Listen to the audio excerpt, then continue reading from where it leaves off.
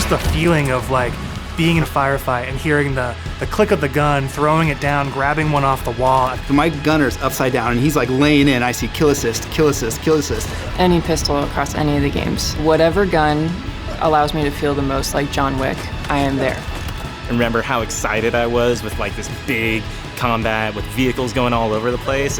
Halo means something different for everyone, right? I think that's what makes Halo great.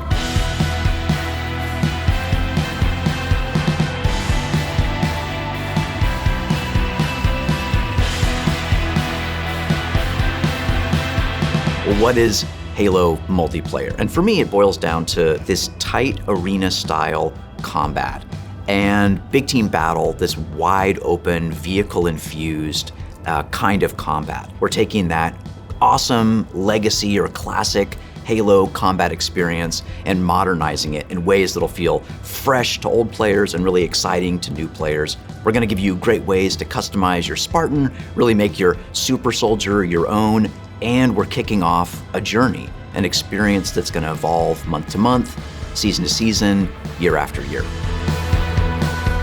For me, working through this multiplayer of this game, and the toughest challenge I think was really about how do we respect the legacy of what came before us, but still build something that feels new.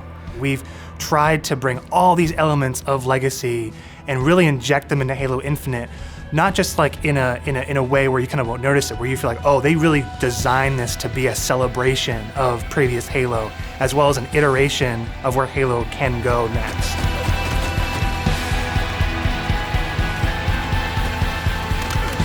The vision of Arena was all about a tight experience. It was all about being fair. It was all about earning everything on the map, earning everything, every kill you get. Going back to like what is the core foundation of what made the great Halo multiplayer arena matches great. Halo, it's really about fair and balanced starts. So everybody's on equal footing when they come off the rip. And then once they start running around, it's about scavenging. It's about finding new toys and kind of developing your playstyle as you run through the match. What makes Halo feel like Halo? I feel like the answer to that question is the sandbox. Like, the sandbox is Halo. When we set out to look at Halo Infinite from a high level and the direction of what it is, there's lots of exciting things there because we really wanted to push what are the things that are true to Halo, but what are the things that fans haven't seen yet? Equipment is back, but equipment is kind of has a bigger voice than ever before. We ask questions to ourselves of if you could go after a power weapon to get a bunch of kills, would you do that, or could you go and get grapple to make sure that you swing yourself to the other side of a map to backcap a stronghold? We saw it as like another avenue of not just skill expression, but tactics for teams to coordinate around. The exciting combinatory nature of this toy plus this toy and how those interact with objectives is super amazing. Looking at how the power-ups play, like your classic power-ups like the overshield and the active camouflage. For this title, what we're looking at, what we're excited for, is you pick that up and you choose when you activate it. It goes into your inventory. If you haven't used it and someone kills you in multiplayer, you drop that overshield and then they can take it, use it for themselves. That to me is very legacy, but we took the equipment side of it and modernized it. When it comes to the vehicles, we went in and decided to invest a lot in the systems. When I take damage in my Warthog, my wheels can get blown off, my hood can get blown off. There's different aspects of the vehicle that change how my vehicle handles now. And that's something that's brand new. The other thing we added to that is like this doomsday mechanic. So when you hit this threshold, the vehicle catches fire, and it's very much, you've got a certain amount of health or a certain amount of time, and you gotta choose what you wanna do with the last minutes of this vehicle. We've got a cousin to the Warthog, which is the Razorback. The back has this like multi-storage compartment that you can put a lot of stuff into. So if you want to put like detached turrets, power weapons, fusion coils, objectives, and that is what's really making the Razorback kick a lot of butt in MP and campaign. The levels define pace for the game, how frantic it is, and they define that iconic fantasy for players as they're entering that match. What do they want to do? What type of experience are they hoping to have? What kind of combat, what kind of dance floor is there available to have that combat in? For me, BTV is all about experiencing the full extent of the sandbox of Halo in just one match, right? Like you see the vehicles, the weapons, the equipment, We really wanted to take that kind of concept, those feels you had, playing the previous games, and just turn the volume up. Vehicles are no longer just spawning at bases anymore. We have pelicans delivering them, and we have a commander in your ear telling you that pelicans are going to be dropping off these vehicles. Scorpion tank is inbound. We have Halo 2 style Delta Halo mission weapon pods that fall from the sky to resupply the field. That's where it makes it feel like a real battlefield, and it's very exciting. This is not just more players, this is just this certain beautiful slice of sci-fi chaos.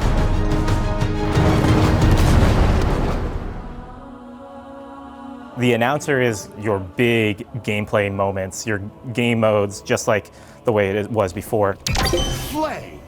Personal AI is really a reflection and information for the player. Personal AI, designation button. So if a player grabs a flag, your personal AI is going to tell you to, get that thing back to base and give you some moment-to-moment updates. Our team took the enemy flag. What if we can let players choose their own AI, and each one of those are different voices, so that players can find the one that fits their personality and their mood the best?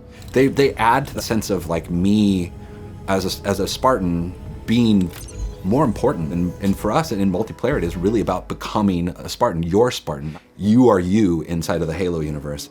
The body of customization content that we have on day one ensures that there will be millions of customization combinations for Spartans on the battlefield. That includes things like armor coatings, armor emblems, various armor effects, down to the individual armor pieces. So your shoulders, your gloves, your knee pads, your helmet, your visor, your helmet attachments. Then you look at weapons, and we've got a whole slew of customization offerings there.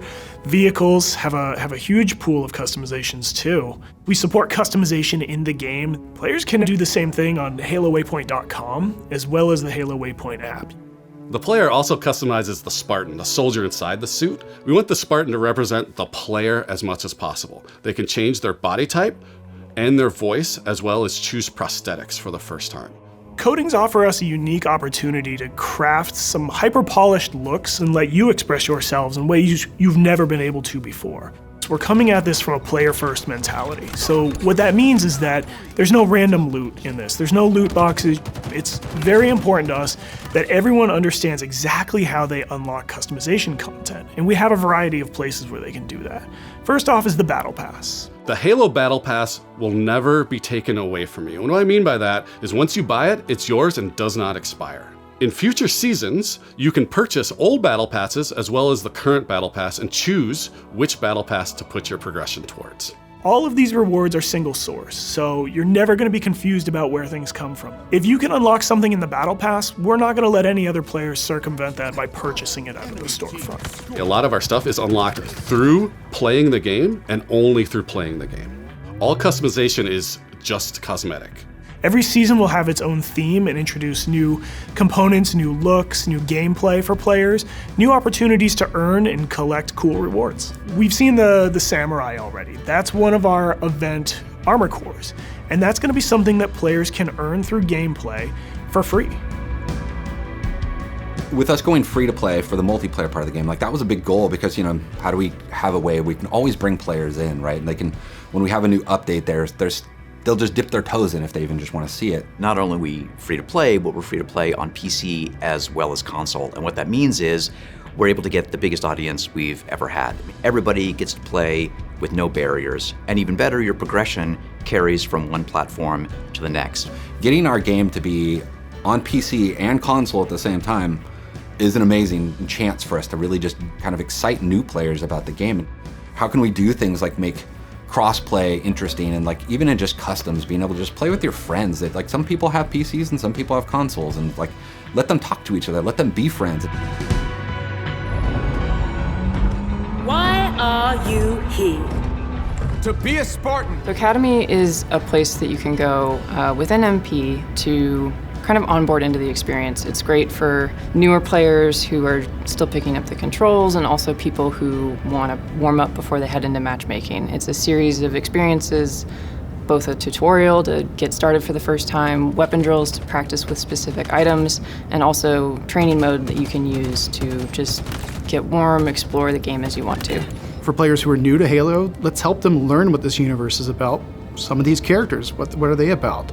And help them kind of know the vocabulary that people have been speaking for now almost 20 years, so that when they come in there, they don't feel like they're behind everyone else. They can kind of come in on an even footing. I mean, I'm super jazzed about bots. I think they're awesome. Our goal with bots has been to have a variety of difficulties that kind of provide a good training partner for wherever you're at in the experience. Partnering with our players on the road to launch and after launch is absolutely critical, right? I mean, Halo's always been about the community conversation. We want to make sure we hear our players, make changes where we can based on that feedback, make sure the game is ready for launch, and then even beyond launch. What I'm genuinely excited about is taking the game out of our hands and putting it into the community's hands. You know, whether it's seeing what people make in Forge or the content that they're able to create with theater, watching streamers go after the game. To get involved, you go to haloinsider.com, put in your info with your gamer tag, and we should be able to reach out to you if we want to invite you to a Halo Infinite flight. We feel like we've got a pretty good selection at launch and what's going to be there for our fans. And this isn't going to be something that is just a static set of items. We have some new stuff in the works already, and just can't wait to really get into that as soon as this game comes out. New maps, new modes, new ways to customize your Spartan. Launch is just the beginning. Now we're just going to be able to talk, interact more frequently, and that's just going to be great. That is the future of Halo Infinite multiplayer. Thank you to the community for all their feedback over the years so far, and I'm looking forward to the road to launch, launch itself, and beyond.